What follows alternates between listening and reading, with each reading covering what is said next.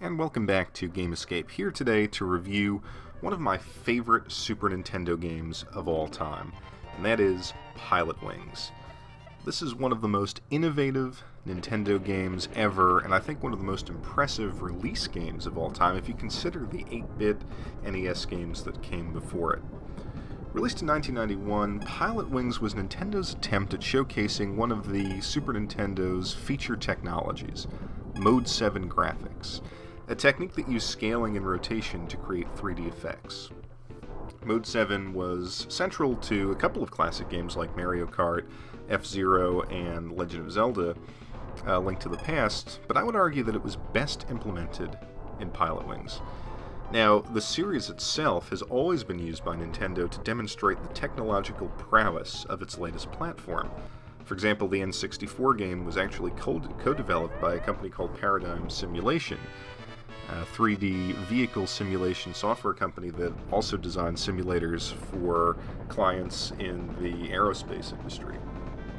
And these games, however, were not simple tech demos, but rather demonstrations of the power of Nintendo hardware design in the form of new gameplay mechanics, which created very much complete and compelling games. Now, that having been said, it's kind of surprising that we did not see a console Pilotwings for the Nintendo Wii, because at that point, they had a new hardware technology to demonstrate, and I think it's also kind of shameful that we didn't see it on the Wii U. I think Pilotwings really could have been something special on those two platforms. Now, kind of looking back at my history with the game, a neighbor of mine had a Super Nintendo pretty shortly after launch, and of course I went over, and Mario World was sort of the game that we played first, and certainly put a lot of hours into that. But when he popped Pilotwings in, to me this was the break from the NES. Mario World looked like just a better version of those Mario games that we had been playing for the last 5 or 6 years, but Pilotwings, with this pseudo 3D atmosphere that it created, was just incredibly impressive for 1991. Now, the premise of the game is to progress through a series of flight lessons which become increasingly more demanding and require ever finer degrees of precision in movement throughout a given map. You'll learn how to fly a light plane, you'll learn how to skydive, use a rocket belt, and to hang glide. And at first you will have to hit a handful of targets and land successfully, but each license introduces more targets, faster speeds, smaller landing surfaces, and towards the end of the game, weather effects.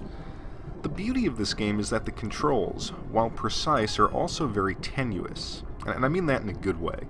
As you move through this licensing system, it becomes quickly evident that you have room for only 1 or 2 incorrect button inputs, beyond which the slightest mistake can result in a crucial loss of a test point, or quite simply, disaster.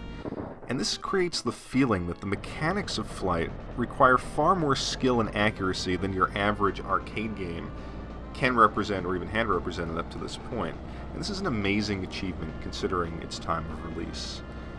You'll have to play levels over and over again before you can earn perfect scores, and you will always be on this razor's edge. This is where the tenuousness comes in. You're always one mistake away from lost perfection, a lost license, or a lost life. And this feeling is addictive, and finishing the game and proving your smug instructors wrong is one of the most rewarding experiences to be had on the Super Nintendo.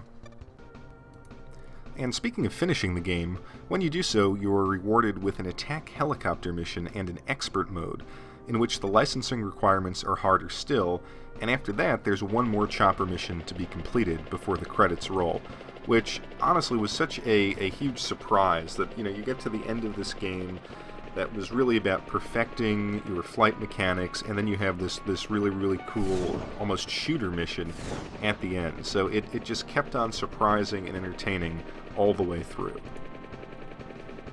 The game was innovative for its time because it took the hallmark of game design up to that point, which was, creating these visually absorbing games that challenged the eye-hand coordination and the dexterity of their players and placed that experience in a new and more complex game world, in which patterns and button combinations were not enough to navigate these new dynamic maps. The game's visuals have aged well for a Mode 7 SNES game, but players today will notice a certain staticky look when descending towards runways and other landing platforms. The gameplay, however, is timeless and will challenge all players well into the future. It can be found on the Wii and Wii U Virtual Consoles today, and is highly recommended for players looking to try their skill at one of Nintendo's most challenging titles to date, or simply will be interesting for those who like Nintendo history. I highly recommend this game. It is, again, one of my favorite all-time SNES games. If you haven't played it, you owe it to yourself to do so. Thank you for watching Game Escape, and I will see you shortly.